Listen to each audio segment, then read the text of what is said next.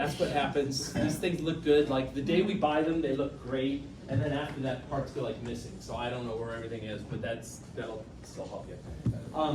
Now, for Thursday, you do have a quiz on Thursday. It's just going to be over that part back there, the axial skeleton. All right. So if you look at Lab 5. Just the part on the axial skeleton is what you're going to be tested on. I put out all the bones so you can see them, but specifically you're going to be tested on the axial skeleton, okay? And I'll do a review at the end today, just over the axial skeleton, to hopefully put you in good shape for the quiz on Thursday. It's still a lot of information, and if you look in the lab guide. If you look in the lab guide at the bottom of page 5, that's where the axial skeleton starts. And then it's all of page 6. And then it's the top of page 7 until you get down where it says appendicular skeleton. So it's still a lot of information, but hopefully like the little review today will put you like in good shape for that. Okay? Any course questions or anything before I launch back into the bone stuff? Yeah, we'll go. It's about integumentary system. May I ask? Sure. Okay, gray hair. What happens with melanin when we have gray hair? It's shut down basically, so it's in the process of shutting down. With gray hair, you have some melanocytes that have stopped working. You have some that are still working, and that's what gives you the gray appearance. When they all shut down, then your hair turns white. Yeah. Okay. Yeah. Right. Any other? Yeah, go ahead. There are cases, sometimes gray hair related to stress. So if a very young person Right. experiencing some traumatic event can Right. turn gray. Yes. So I have 6 students every semester that turn gray by the end.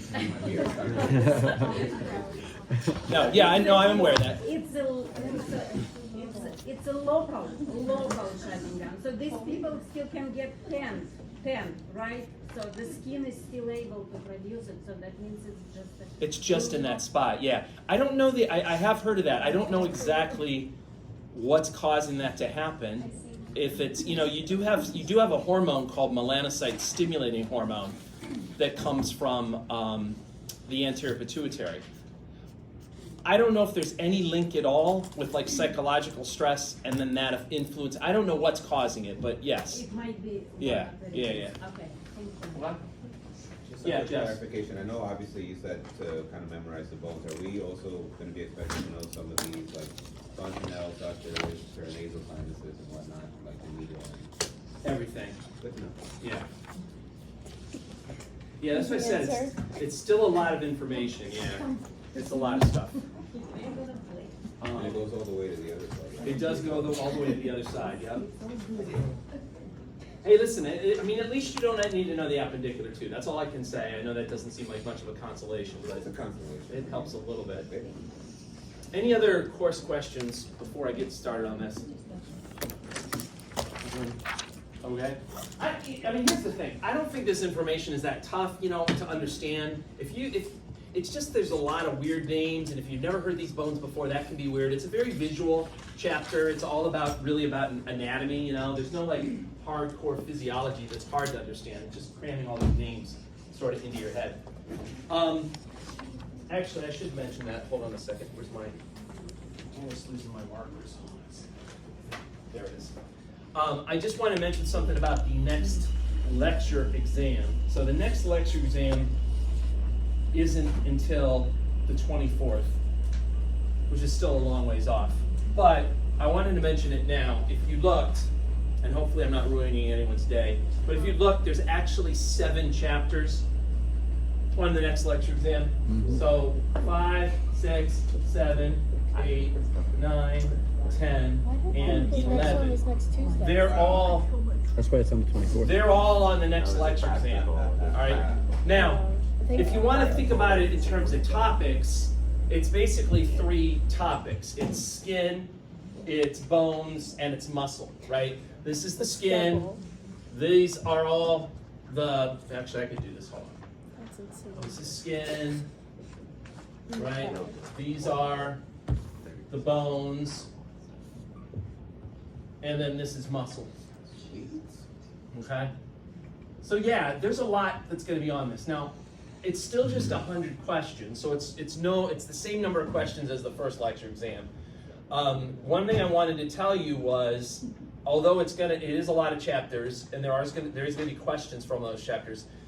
3 of these chapters, specifically 7, which we did last week, 8, which we're doing today, and 11, those are going to be underrepresented on the lecture exam. There's not going to be as many questions on the lecture exam from those 3 chapters than there is from 5, 6, 9, and 10. The reason for that is that these chapters, they deal with very specific anatomy. These 2 deal with the specific bones of the body. This one deals with the specific muscles of the body. Those are things that are better handled on lab quizzes and lab practicals. It's all about anatomy. So there's not going to be quite as many lecture exam questions from those chapters. So instead of looking at this maybe as 7 chapters that are going to be on the next lecture exam, maybe look at it as like 4 with a little bit from these other 3. I don't know if that makes you seem any better. I'll do a review too, to try to put you in a good place for this and help you out and give you the parts to focus on, from these chapters. But I just didn't want anyone that hadn't noticed this yet, I didn't want you to freak out when you saw that there's 7 chapters, and I just wanted to mention that now. So, any questions about that? You're like, thanks for letting me know. You're like, I wasn't freaking out, but now I am. I want to be freaked out a little bit. All right, so on to the appendicular skeleton. What does the verb append mean again? It means attached to, right? And that's because this skeleton, or this division, is attached to the axial skeleton, right? Where's the axial skeleton if you had to point to it? It's right in the middle, right? So the appendicular skeleton are the arms, the legs, the things that are attached to the axial skeleton. We'll do a little introduction. How many bones total are in the appendicular skeleton? 126. How many are in the axial? 80, right? So a total of 206. We'll talk first about the pectoral girdle. This is what holds your upper extremity to your axial skeleton. What are the 2 bones that make up the pectoral girdle? Scapula and clavicle, right? So we'll talk about that first. Then we'll talk about the bones that make up the upper limb, starting, with like your humerus and then working our way distally. Then we'll do the same thing for the lower extremity. We'll start with the pelvic girdle, which is made up of your hip bones, and then we'll talk a while about the hip bones. We got to talk about areas of the hip bones that are called false and true pelvises, which are really dumb names, I admit. It's probably the same guy that named the ribs, the true ribs and the false ribs, right? The false and true pelvises are just different areas inside of your pelvis. And I guess it's useful to know these areas because certain internal organs are going to be in the false pelvis, other internal organs are going to be in the true pelvis, so it's maybe useful from that standpoint. I just think the names they chose are kind of dumb. Comparison of female and male pelvises. I'll explain how you can tell the difference between a male and female pelvis. This is information you can use in class, or if you're going out to a bar, it's very useful. All right. Lower limb, we'll talk about that as well. Basically follow the same format. I'll start with the thigh and then kind of work my way distally to the other bones, and then we'll finish off with talking about like the development of the skeletal system when you're an embryo and what happens there. So that's the big picture. So 126 bones, mostly concerned with movement, right? Like walking around or waving to your friends or whatever. If you want to do the math on that 126, you basically got 30 bones in each of your upper and lower limbs. And so you have 4 of those. So 4 times 30 gives you 120. And then you add that to the pectoral and pelvic girdles, which make up a total of 6 bones, and that's what gives you the 126. Again, the word append means attached to, and you can see there's the axioskeleton in white, and then all the pink stuff is basically attached to it, right? Now, let's talk about the pectoral girdle. So the pectoral girdle, also known as the shoulder girdle, is made up of your scapula and your clavicle. There's some joints that you can see up here. And first of all, if you look at the scapula forms a joint with the clavicle up here. We'll talk about that joint in a second. And then it also forms a joint with your humerus right there. Okay, that's literally your shoulder joint. The clavicle forms a joint with the sternum medially, and then laterally it forms that joint with the scapula. When they name joints, they usually name joints by combining the names of the two bones that come together, and we'll discuss that in the next chapter. But for example, this joint here, they call that the sternoclavicular joint because it's where the sternum connects with the clavicle. Okay. So let's talk about the scapula first. There's a couple of parts to the scapula that you should know. This is good for lab purposes, but you know, I guess I could ask you about it on a lecture exam too. So again, I want to emphasize to you guys, I'm not going to ask you to tell me left versus right. You won't have to do that on a practical or a quiz, but you might want to think to yourself when you look at a bone, am I looking at a left bone, am I looking at a right bone, and also like what vantage point are you looking from? Are you looking from the anterior view, the posterior view, superior view, inferior view, etc.? So, because if you don't know if you're left from your right, when it comes to naming things that are on that bone, you might mess up some of the names, okay? So anyway, this is someone's right scapula, and you're looking at it from behind. So it's like a person is standing here, and you're looking at that scapula, okay? You know, if you didn't know that, and you thought that this was left scapula, then you might mess up some names, like if I asked you about the medial border, you might mess that up and call that the lateral border, and you might call the lateral border the medial border. So that's why it's good to kind of to get the names down straight. When you look at this, the scapula from behind, there's a large piece that comes across here called the spine. That's pretty obvious. It's easy to see. The highest point on your scapula, and this is also the point that forms the joint with the clavicle, is the acromion. And so when somebody says like touch your shoulders and you do this move, you're touching the acromion. Okay, that's where you're putting your fingers. The name for the joint between the acromion and the clavicle, they call it the acromioclavicular joint. If you look at someone's scapula from the side, so this is still a right scapula, but you're looking at it from the side and they've removed the humerus. So it's like you're looking here at my scapula, but my arm is missing. This is what you would see. And this thing protruding forward is called the coracoid process. That's an attachment point for certain muscles that move the scapula. We'll talk more about those muscles when we get to the muscle chapters.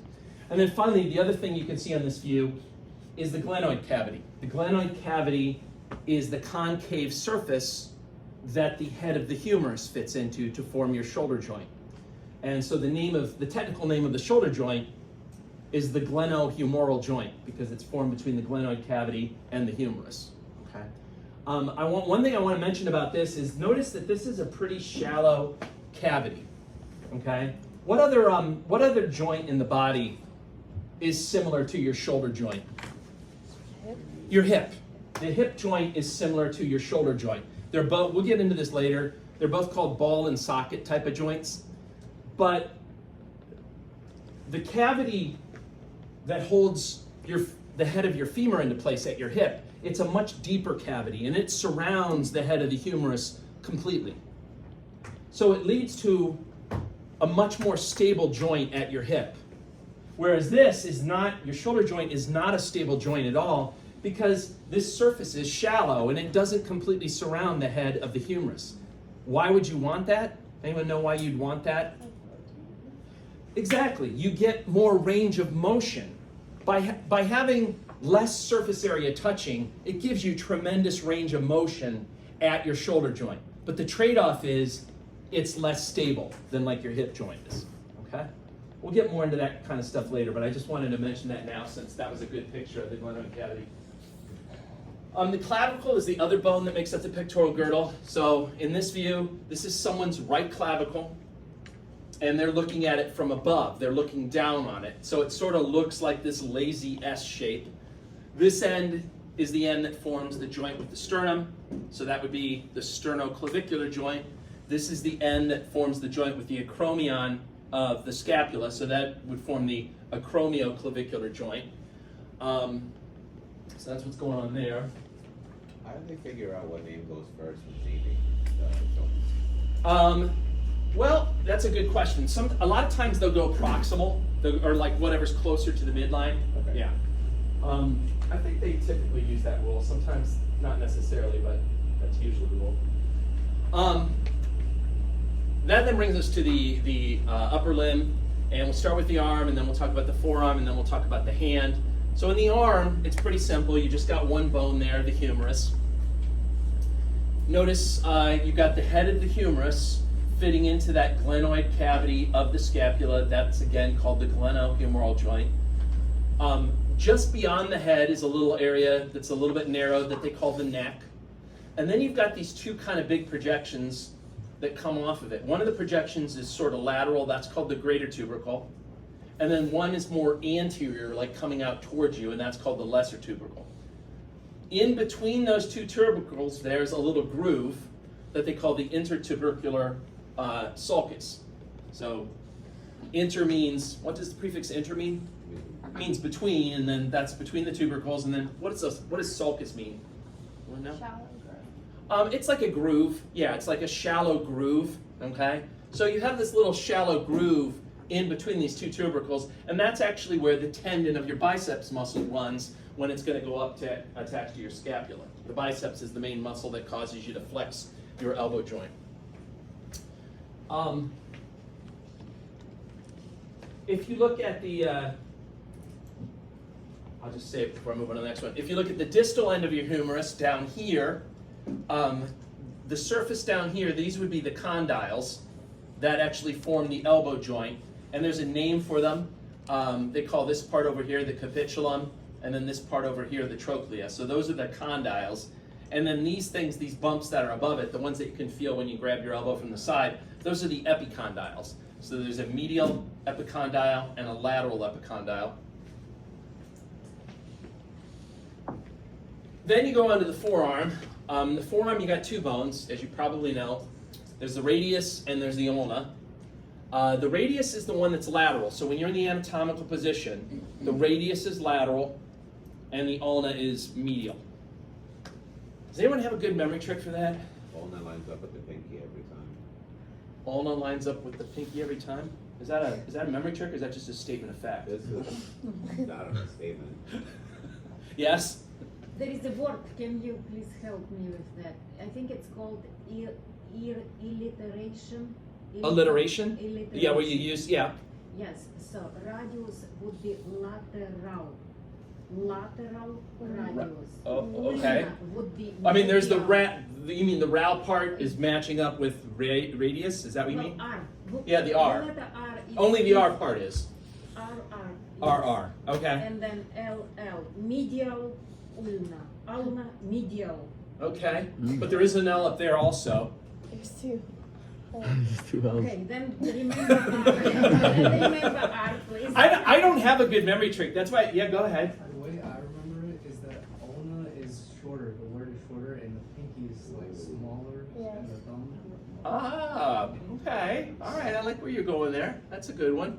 Okay, that's good. Yeah, whatever works for you. Sometimes it's best to just remember it and not have a memory trick, but like whatever it takes to get there, make sure you know it.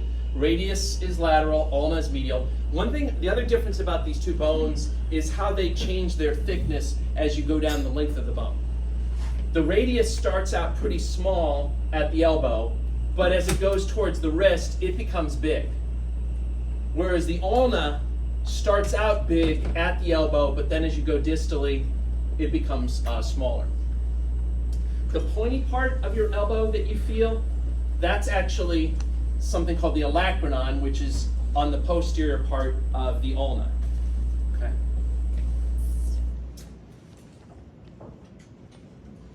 Now, these two bones are held together with a membrane known as the interosseous membrane. Inter just means between, osseous means like bones, so this is the membrane between the bones.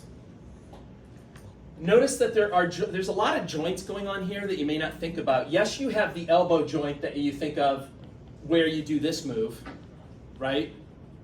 And that's because the head of the radius forms a joint with the capitulum of the humerus, and the ulna forms a joint with the trochlea of the humerus. So that gives you your standard elbow joint. But you also have joints between the two forearm bones themselves. So there's a joint here at the proximal end between the radius and the ulna. Notice the head of the radius fits into this radial notch of the ulna. So that's referred to as the proximal radioulnar joint.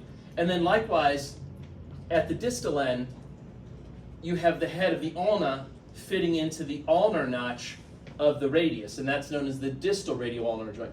Any guess what movement do you do when you use those joints? What body movement? That's right. You know what that's called? Yeah. Yeah, supination and then pronation. So when you're doing this, you're spinning these bones at the proximal and the distal radioulnar joints. That brings us to the hand. So the hand is made up of wrist bones. It's made up of bones that form the palm, and then it's made up of the bones that form the fingers. Okay. The bones that form the wrist are called the wrist bones, or the carpal bones is the more fancy word, and there are 8 of them total. And you can think of them as being like in 2 rows of 4. So you've got a proximal row of 4, and then you have a distal row of 4. And there's a lot of memory tricks that they've come up with for the wrist bones. And most of the memory tricks break them down into the 2 rows, and they'll start with the proximal row of 4. So you got 1, 2, 3, 4, and then they go from lateral to medial, and then they jump to the distal row, and once again go from lateral to medial, 1, 2, 3, 4.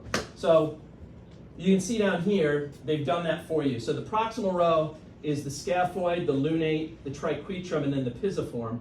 And then the distal row is the trapezium, the trapezoid, the capitate, and the hamate.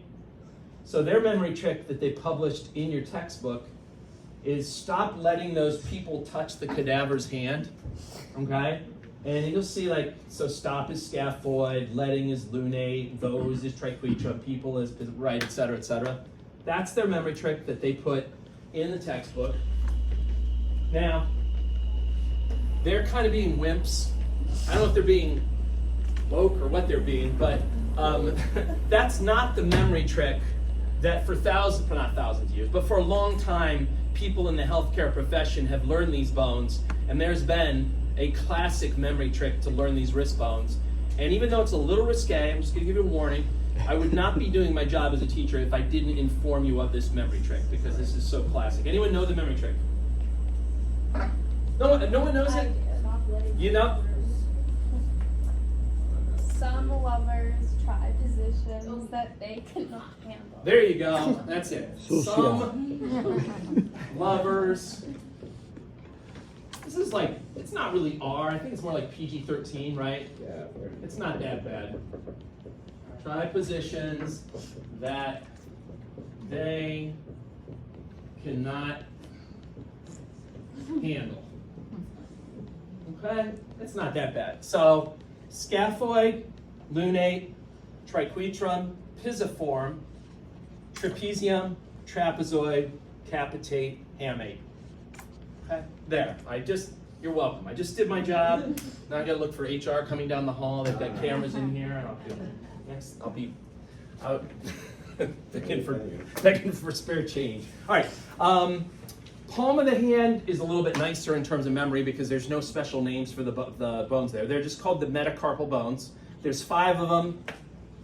They happen to be numbered, but it's still not that tough. So the metacarpal bone that makes up your thumb is 1, and then that goes to your index finger would be 2, all the way through to 5, which connects with your pinky. So that's the metacarpals are what make up the palm of your hand. Okay. And then finally, you've got your fingers, and those are the phalanges. And there are 14 of them total, okay? And the way the math works on that is every finger except for the thumb has 3 phalanges. The thumb only has 2 phalanges.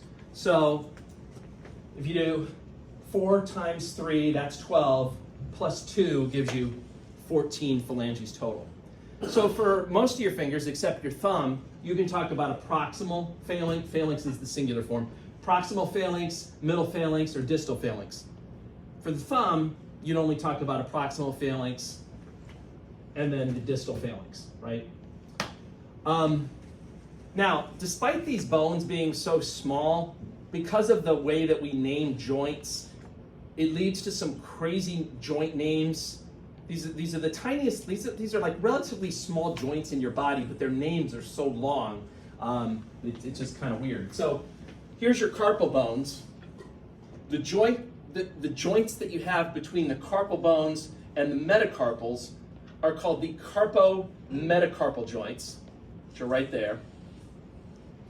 The joints that you have between the metacarpals and the proximal phalanges is called the metacarpal phalangeal joint. So that would be like if those of you that like to crack your knuckles, that would be the fancy name for your knuckle joint, right? The metacarpal phalangeal. And then the joints between the phalanges themselves, like these guys here or those guys there, those are called the interphalangeal joints. Now, if you ever work for like a hand surgeon or you're interested in doing any kind of hand stuff, they usually abbreviate those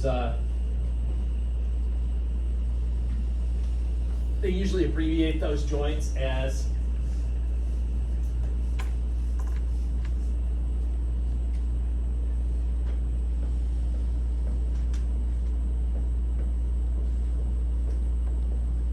the pips and the dips. Anyone know what does PIP stand for? And then what does DIP stand for? Any guess? Go ahead, Olga. Proximal distal. Yeah, so this is the proximal interphalangeal joints, and that's the distal interphalangeal joints. So if you look on this diagram, these joints here would be these would be the pips, the proximal interphalangeal joints, and then these joints here would be the dips, the distal interphalangeal joints. Because the thumb only has 2 phalanges, you don't use those terms, so you just call this, the interphalangeal joint of the thumb, okay? Any questions about the upper extremity? It's just, I don't think it's gonna be that hard for you guys. It's just, you gotta get those names in your head, and be able to identify them on pictures or models, and you should be in good shape. Pelvic girdle then, we're going to shift to the lower extremity. So the pelvic girdle is what holds your lower limbs to the axial skeleton. Pelvic girdle is made up of your right and left hip bones. You can call them the hip bones. So here's the right hip bone. Here's the left hip bone. This guy back here, remember, this is the sacrum, and that's part of your axial skeleton, right? The other fancy names you can say if you want to be an A&P snob for the hip bones are the coxal bones, or the pelvic bones, or if you want to be a super snob, you can call it the os coxa, which is like Latin for something, I guess. I don't know, probably coxal bones. The hip bones are joined posteriorly to the sacrum and anteriorly to each other at this joint that's called the pubic symphysis. There's a lot of potential pressure and strain where these 2 big hip bones meet, when you walk and bounce around and things like that. So it makes sense that this joint is made up of fibrocartilage, because fibrocartilage is the wettest type of cartilage in the body? Strongest. It's the strongest, right? It's the same type of cartilage that makes up the discs, the intervertebral discs in your back, right?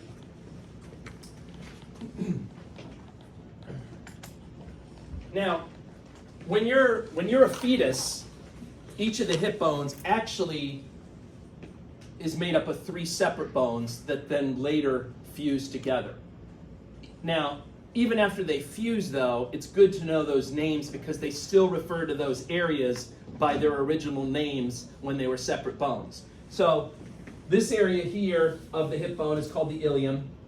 It's going to be, this is what the hip bone would look like in a person who's standing. You're looking at it from you're looking at their right hip bone from the side. So the most superior part is going to be the ilium. The most inferior part is going to be the ischium, and then the most anterior part is going to be the pubis that you see down there.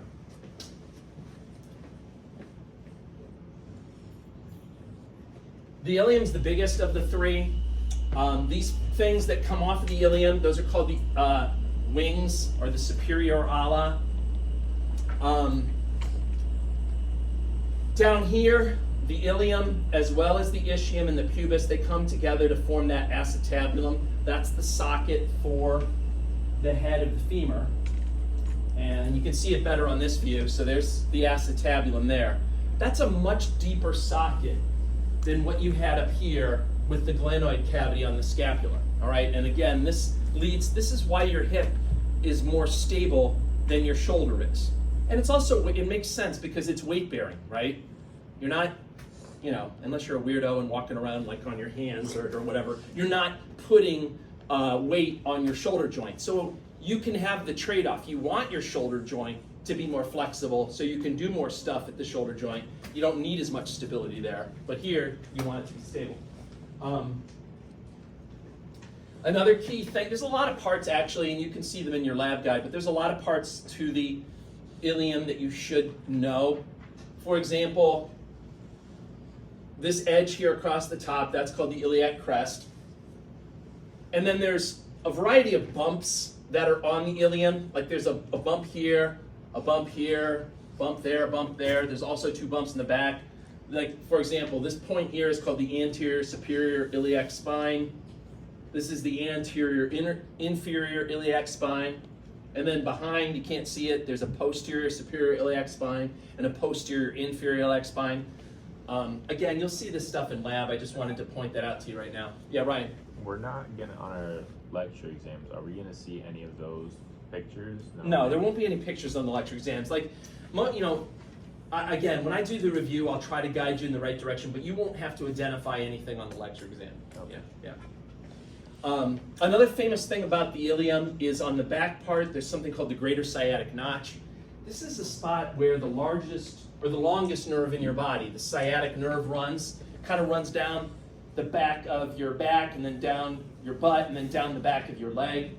And unfortunately, in a lot of people, you can get compression of the sciatic nerve as it's going kind of through that bone. And what's that problem called when you get compression of the sciatic nerve? Sciatica. And it causes a lot of pain down the back of whatever leg's affected. Sorry, I should check this just to make sure no emergency's going on. Hold on 1 second.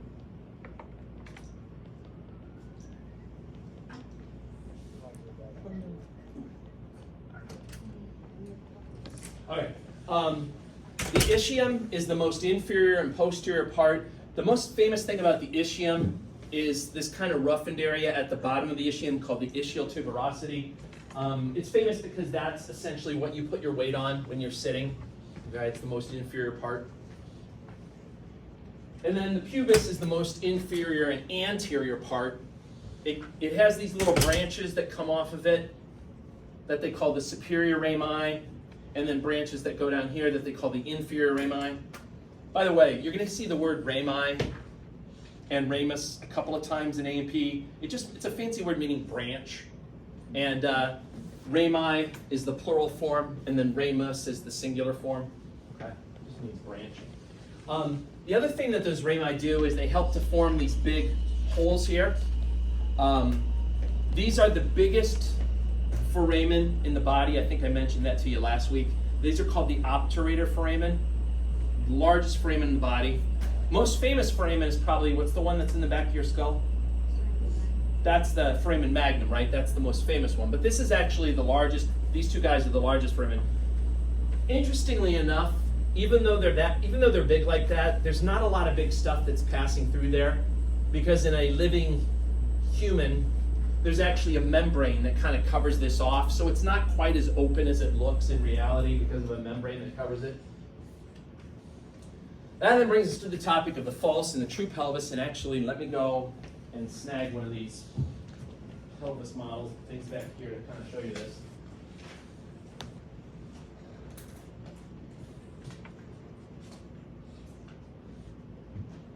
So these are just names for areas inside of your hip bones.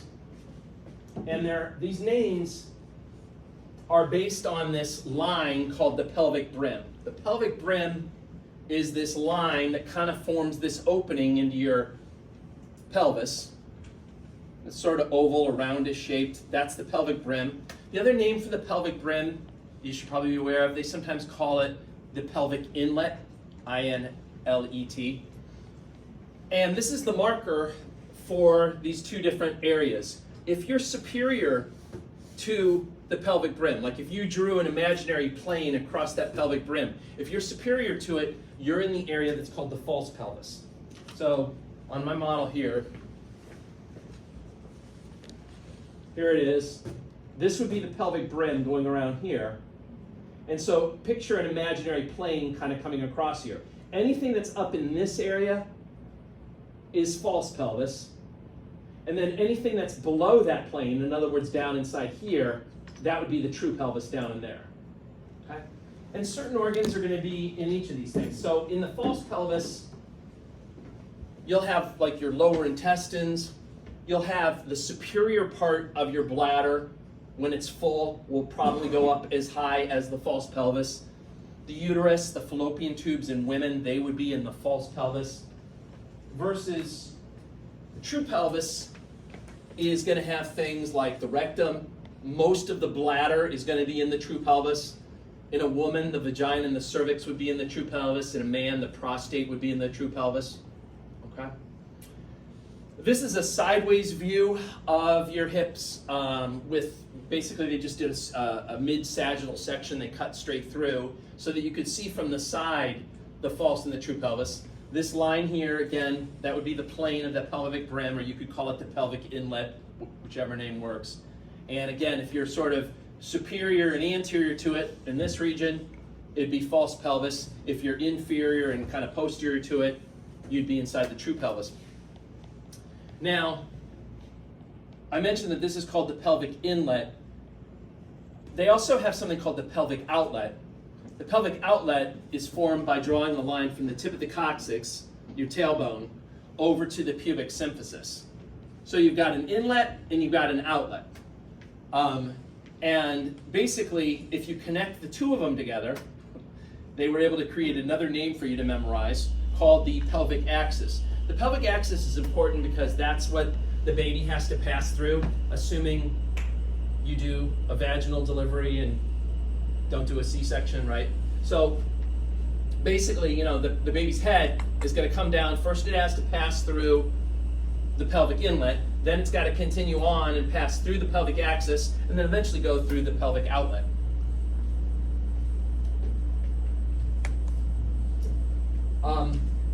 Comparison of male and female pelvis. So I will tell you, first of all, that there's a definite gender bias in our skeletons in the room. Don't ask me why, I don't know what it is, but most of the skeleton models that we have are males. So there is a gender bias. The way I get around that is usually when I ask pelvis questions, like on the practical quiz, I'll just use pictures. Could I be showing you another male in the picture? Sure. Could I be showing you a female pelvis? Sure. So how do you tell them apart? Female pelvis is going to be wider. The iliac crest is more flared out. You know, the pelvic inlet and outlet are wider versus, you know, in a male it's maybe a little bit more sort of roundish, I guess. Here it's more oval and wider. Another thing that might be more obvious is to look at this thing that they call the pubic arch angle. And that's formed by basically looking at the inferior rami of each pubis and drawing a line and creating this little angle that you see here. And if you look at that angle in a female, that angle should be greater than 90 degrees. Okay, that's telling you're looking at a female pelvis. Whereas if you do the same thing in a male, it's going to be less than 90 degrees. Okay, so like I said, most of the pelvises that you find in here are going to be males, right? If you look at this, first of all, this looks more sort of round, not so oval. But then if you look at this, it really cinches it. You can see how that's definitely less than 90 degrees, right, when you're looking at that. Other fun facts about the female pelvis compared with the male pelvis: the pubic symphysis, this joint here, is much more stretchy in females than it is in males, and that's because during delivery of the baby, this is going to loosen up so that the whole opening becomes larger to make it easier for the baby to come out. There's also a hormone that's released towards the end of pregnancy that's basically in charge of sending signals that will cause that to loosen up. Anyone know? I forget who I told this to. Anyone know the name of that hormone that's designed to kind of allow that to spread out? Not Pitocin. That's a good guess. It's not Pitocin though. Anyone know? It's got kind of a funny name. It's called relaxin. It's like, just relax. You're just delivering a baby. Relaxin, right? And that's supposed to like loosen the whole thing up so that it becomes bigger. Yes? Quick question. So for some women, like they have to get a C-section. Is it because like, how can some women anatomically like be able to, like their pelvis is wide enough to push the baby and other women aren't? Like theirs is more small. Yeah, I mean, first of all, it kind of depends on how big the baby is, right? I mean, I think any woman potentially could deliver vaginally, but if you have a really large baby on board, it might exceed your dimensions. It's just one of those things. I mean, back in the old, listen, I would say that most women can probably deliver just about any baby. I would say that's probably true. But in the last 20 to 30 years, there's been an increase in C-sections because basically OBGYNs don't want to get sued. A C-section is a more controlled environment. They can plan it out. They can take a woman right to the operating room. It's a very controlled environment there, and it helps them avoid any possibilities of tearing, any weird thing that could happen during a vaginal delivery. They can fully control it in the operating room. And so mostly it's been like a cover your ass type situation from malpractice attorneys so that, they do it that way. Yeah. But can't there be more complications technically with C-sections? Isn't that a thing? I mean, there can be different complications. Yeah, there certainly can be other complications going on. But, like in the past, if there was any question about like the fetus, the baby's heart rate changing or dipping or anything like that, or there was any issues that they detected during the labor process, they might, 30 or 40 years ago, just kind of wait it out and see if they could deliver vaginally and things would resolve on its own. Nowadays, at the drop of a hat, if anything looks remotely off, they won't even screw around. They will just whisk them off to the operating room so that they can take the baby out right away. They don't want to risk any of the other potential things from happening. So, but yeah, that's what's going on there. Yep. Yeah, go ahead. Does the relaxin also move like the coccyx a little, so like the baby can or no? Yes, yeah, so it also goes and it loosens up the coccyx, which is your tailbone. And if you look at it from a sideways view, you can see why that's important, right? The baby's head is going to be coming down through here. So not only do you want it to be wider, you also don't want this stupid thing to get in the way, right? This thing has to bend backwards. Nothing's more embarrassing than having a coccyx scrape mark on your forehead, right? Look around. You'll see some people in here that have, no, you won't see that, but you want that to bend backwards, okay? So yeah, it loosens that up too. I know you're going to be looking at everybody, they hit their foreheads. Wait, I knew, I can tell. That's definitely a coccyx scraper, I can tell.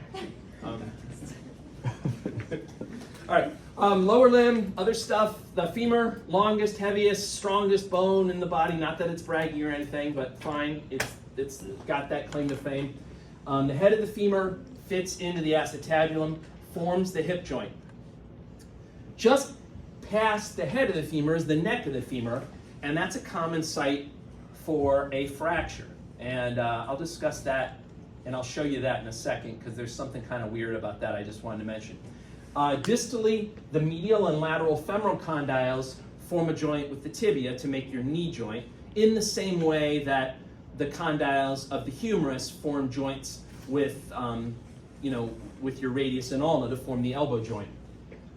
Also, the femur articulates with the patella, and that's important, and I'll show you a model of that and explain why that happens too. But basically, when you kick with your leg, you're sliding your kneecap, you're sliding your patella across the surface of the femur. So, as you get older, and well, as you guys work in the hospital, especially if you work in the ER, you're going to see a lot of old people come in, and well, I could just end the sentence right there. You can see a lot of old people come in.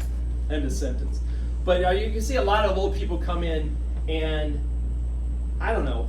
I think it's usually, in my experience, it's been older women, mostly because they live longer than men and stuff. But they'll come in. The history will be they fell down, and then you go and see them, and one leg will be a little bit shorter than the other, and it'll be medially rotated, like the foot will be kind of turned in a little bit on that side. One side will be shorter, and the leg will be turned in on that side. As soon as you see that, you should know that they fractured probably the neck of the femur, okay? It's a very common problem. Again, it happens with falls in elderly patients, especially if they already got a history of osteoporosis and all that other stuff going on. I guarantee you're going to see it if you ever do any time in the ER. The thing I want to tell you, though, is when you fracture the neck of the femur like that, what do they call those types of fractures? That's called a hip fracture, all right? And I know that may be a little bit confusing because this is your hip bone, and that's not what you're fracturing when you get a hip fracture. When you get a hip fracture, you're fracturing the proximal femur, not the hip. Can you fracture the hip bone? Yes, but they don't call that a hip fracture. They call that a pelvic fracture, okay?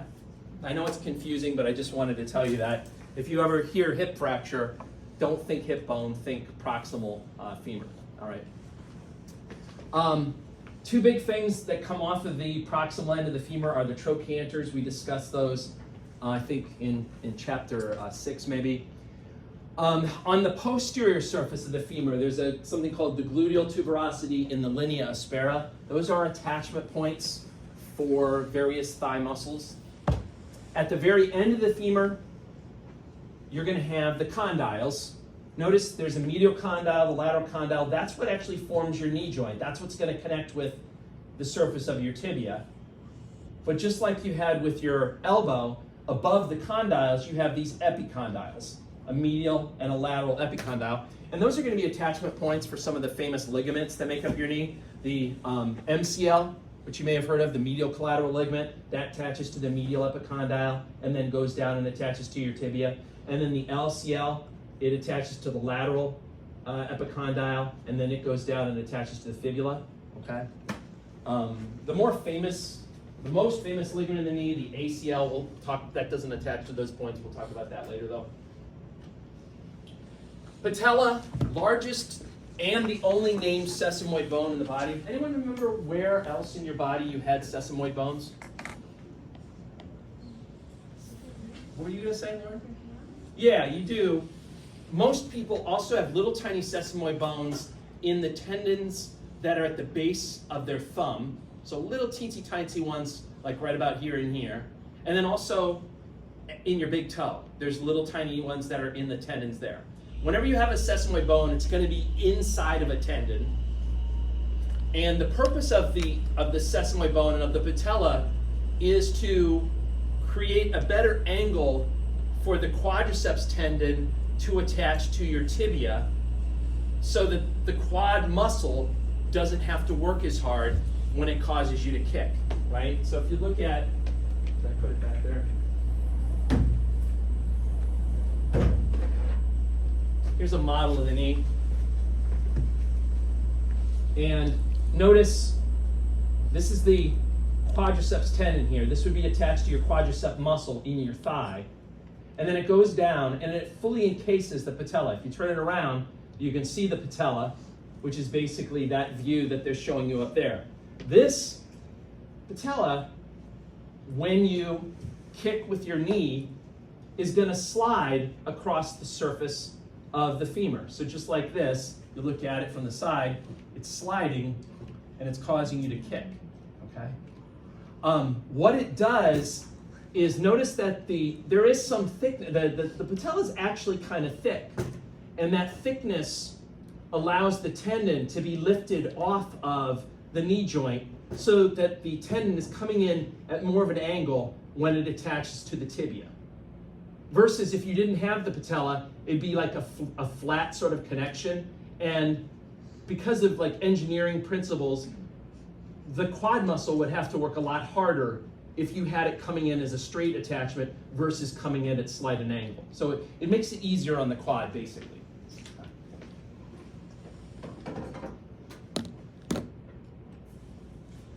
Leg has 2 bones, just like the forearm has 2 bones. I do have a memory trick for this. It's not great, it's not awesome, but at least I got one. So you got the tibia, it's medial. It's the one that's weight bearing. Notice the tibia forms a joint with the end of the femur. The fibula, on the other hand, is not weight bearing. The fibula is off to the side. It doesn't even connect up with your femur. Okay? They're both important down at your ankle joint. They both form a nice concave surface that's going to articulate with the talus bone of your ankle joint. So they're both important down there. But up at the knee joint, it's really all about the tibia. The fibula is off to the side. It doesn't play a role. All right, here's the memory trick. All right, please hold your applause. Fibulateral. That's it. And the tibia is the other one. All right. Okay. I have one.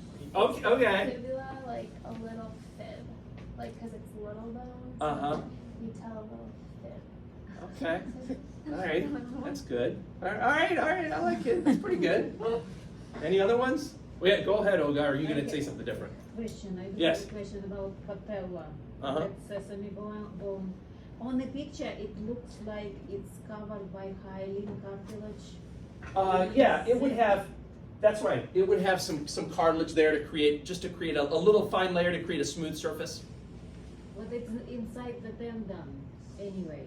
Or Not fully inside. It still has its surface, just like on this model. It still has its surface there exposed. It's not totally surrounded by the tendon. Not totally. No. It's surrounded on most sides. It's just got a little bit, though, that's going to actually touch against the femur. Okay, and another question about sesamoid bone. Uh-huh.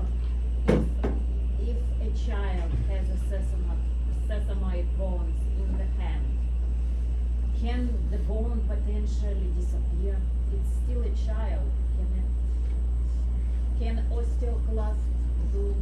Oh, let's just like break it down and make it disappear? Yes, since it's not needed anyway. I guess. I mean, I guess it could probably disappear. I've never heard about that, but yeah. I mean, not everybody has sesamoid bones, so maybe there are some people that are technically born with them, but then like lose them. Yeah. Yes, exactly. It could be. Yes. I have memory trick. Okay. So All right. For tibia, Uh-huh. tough, like large and strong, and fibula would be fine, like fine and thin. That Okay. makes There you sense. go. All right. Fine, yeah. Okay. Yeah, that's pretty good. Listen, I'm about short and sweet, but listen, if you want to tell a story, if that helps you to memorize it, that's fine. I'm not. Tough, F, fine. Yeah. Okay. I got you. I That got makes you. sense. Okay, that's pretty good. Whatever works, you know. Sometimes it's best to just memorize it and just Yeah. abandon the memory tricks, but like whatever works for you guys, you know. All right. Fibula, non-weight bearing, et cetera, et cetera. Now, just like you had with the radius and the ulna, they are connected to each other with this interosseous membrane that you see here. And then they both play an important role in forming your ankle joint, right? The joint that allows you to go like that, okay? Basically, they come together and they make this big sort of round concave surface together that forms a joint with the talus, which is one of your ankle bones that we'll talk about in a second. If you feel your ankle on the side, you'll feel like those bumps that point out medially and laterally. What you're feeling are these things called the malleoli, okay? The lateral malleolus is formed by the end of the fibula, and then the medial malleolus is formed by the end of the tibia.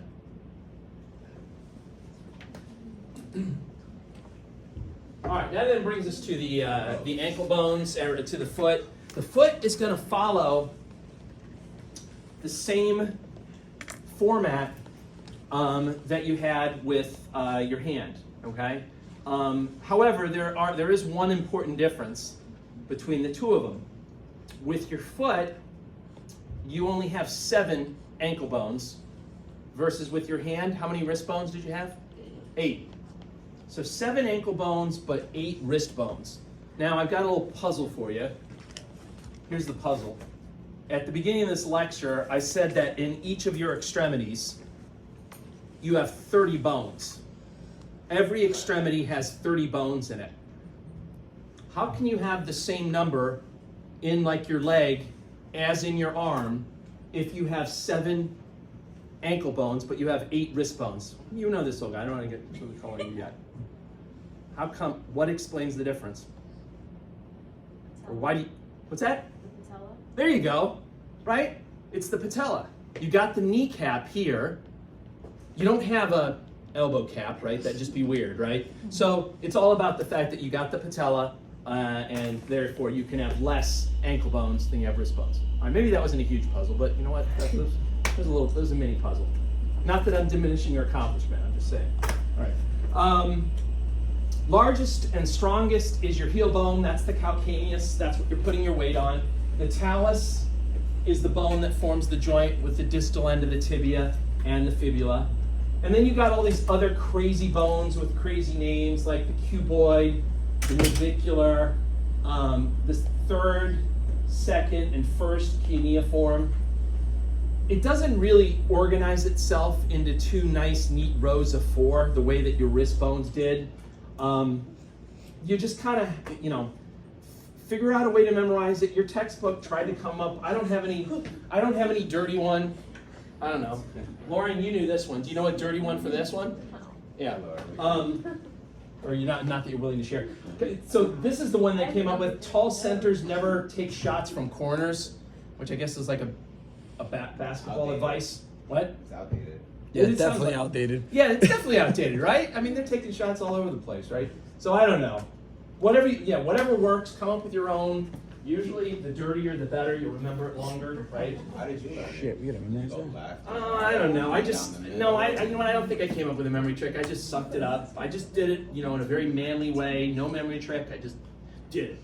So, whatever. Yeah, Nicole. Do you need to know every single bone there? Like, You need to know every single bone except the 2nd cuneiform. No, you need to know them all. I was about to say I'm All lost. of them. Come on.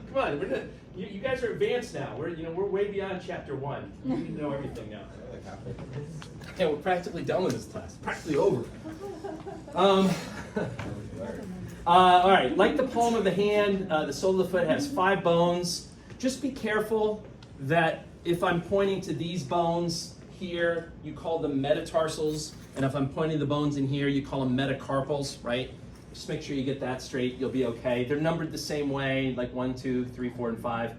The metatarsals also help form the arches of your foot. You've got basically 3 arches on the sole of your foot. 2 of them are longitudinal, and then 1 of them is transverse. I'll talk more about that here in a moment. The phalanges, I think they just got tired and they just ran out of names. So yes, your toe bones have the same name as your finger bones. They just call them phalanges. And yes, the number is the same. You have 14 phalanges in each foot. Every toe except for the big toe has 3 phalanges. The big toe has 2 phalanges. All right. Same naming stuff. Same names for the joints. You could call them the pips and the dips. In terms of the other joints that you have here, just make sure you get the word tarsal in there as opposed to carpal. So you have the tarso-metatarsal joints or the metatarsophalangeal joints, right? So just make sure you make that change. Arches of the foot. So the arches of the foot are formed by how the metatarsals connect and then various tendons and ligaments that are pulling on these bones to form the arch. That's basically what's happening there. As the tendons and ligaments pull on it, it forms these arches. Arches are thought to kind of create sort of a natural leverage or spring in your step. Like when you step down, it sort of temporarily spreads out. But then there's, because of the nature of the arch, it's kind of pulling your foot off the ground. So it's kind of lifting you off when you're ready to take like your next step. So ideally, when you're standing barefoot, not all parts of your foot are supposed to really hit the ground, only like, your heel and then like your metatarsal phalangeal joints, etc. There should be an arch there. A lot of people have fallen arches or flat feet where they've lost those arches maybe completely, or they're just not as high as they should be. And so other parts contact the ground when they're stepping, and that can create a lot of pain for a lot of people. And most times for the individuals that have that, they can get away with buying special orthotics to like insert, in the sole to kind of help them, alleviate some of the pain that way. In rare cases, they might do surgery, but it's very rare, all right? Usually it's orthotics. Yeah, Jess? Have they kind of discovered some of the factors that come into being flat-footed? Like, is weight like a factor, or maybe genetics, or? Definitely genetics plays a role. I think weight is also implicated. I mean, I think it can over time. Like if you're carrying around significant amounts of body weight, it can. I'm not an expert. I mean, here's the other thing too. If you're carrying around significant amounts of body weight, you're probably not getting up and walking around that much anyway, so you're not putting weight on it. So do the two cancel each other out or not, I'm not an expert. I mean, I would imagine over time weight would, I don't know if it caused you to become completely flat-footed, but it might reduce the arch to some extent, yeah. This used to be a, what's the word I'm looking for? A exception. Exception, is that the right word? This used to be a reason to not be drafted into the military. Like back in the old days, World War II, Vietnam War, if you had flat feet, they didn't want you. Even though they were drafting people and they really wanted people, they didn't want people with flat feet because at this time, they basically had their set of boots or whatever, and they weren't really like awesome boots or anything. And they would find that people that had flat feet, they just couldn't deal with like long marches. And there's a lot of like long walks when you're like in the military. And these people would have severe foot pain and stuff like that. It'd slow down the rest of the troops and what. So that was actually a reason that you could get out of the draft, in other words. In Vietnam, a lot of people, it wasn't a very popular war. And a lot of people, I shouldn't say a lot of people. Some people were trying to make themselves flat-footed in order to get out of the draft. And you'd hear stories of them going up like on the roof of their garage and jumping off repeatedly onto the concrete below in an effort to destroy their arches, right? So they couldn't be drafted. So, yeah, sorry, Olga, were you gonna say something? Well, you're talking and I'm thinking. So it looks like that problem is affecting men, or at least men was studied more or observed more. Flat feet, military, women. Oh, back in the Back military, then, yeah, back yes. then, yeah. Yes, so it looks like it's men we are talking about mostly. That we're And- getting out of the military.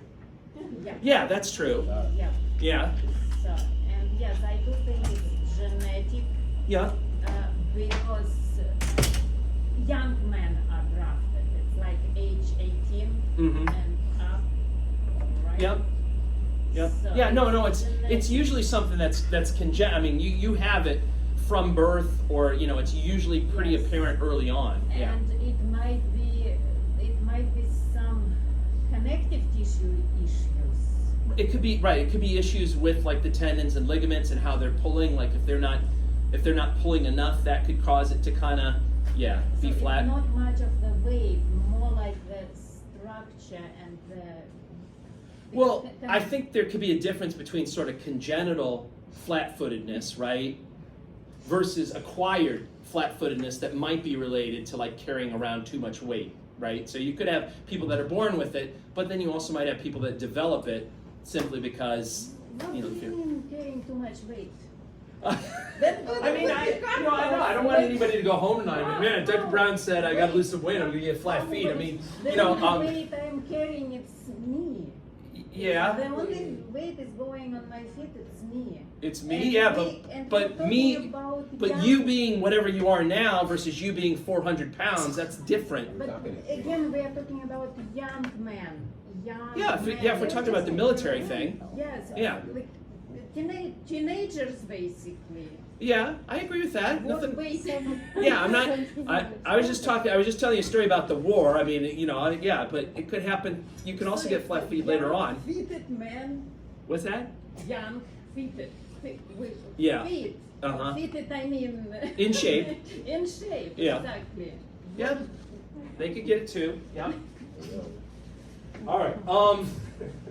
Development of the skeletal system. So remember, when you're an embryo, there are 3 sets of tissue that you have. There's the mesoderm, and then what are the other 2?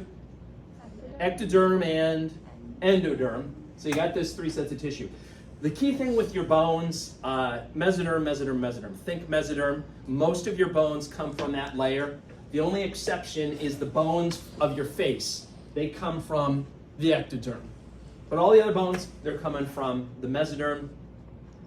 You can first start to see your arms and legs, or evidence of them, at 4 weeks post-fertilization. So in a 4-week-old embryo, you'll start to see evidence. It doesn't look like much. They just look like little bumps that they call the limb buds.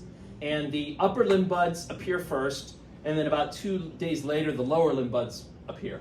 It's not until you get to the 7th week that it really starts to look like, you know, what you think of as your extremities that you have in an adult. You can see like an arm region, a forearm region, a hand region, or a thigh region, a leg region, a foot region at the 7th week.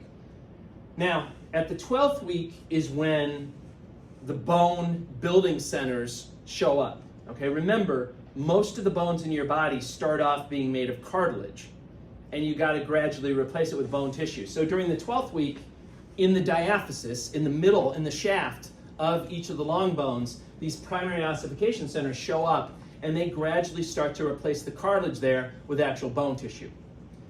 And so when a baby's born, most of the shaft has been replaced in its actual bone tissue. Strangely enough, the ends of the long bones, the epiphyses, those don't fill in with bone until after birth. The secondary ossification centers, they're going to show up in the epiphyses after birth, and then they will gradually start replacing the cartilage there with bone. And remember, even they don't completely replace all the cartilage. They're going to leave a little bit of cartilage behind that'll become the articular cartilage that's at the end of the bones, and they'll leave a little bit behind that'll become the epiphyseal plate, so you can continue to get taller. Yeah. So the buds would be cartilage? The what? The buds. Yes, they would be cartilage. That's right. The bones would be cartilage at that point. The buds. All right. That's it. Any questions about that stuff? So go ahead, take your break. When you come back, start looking at the bones that are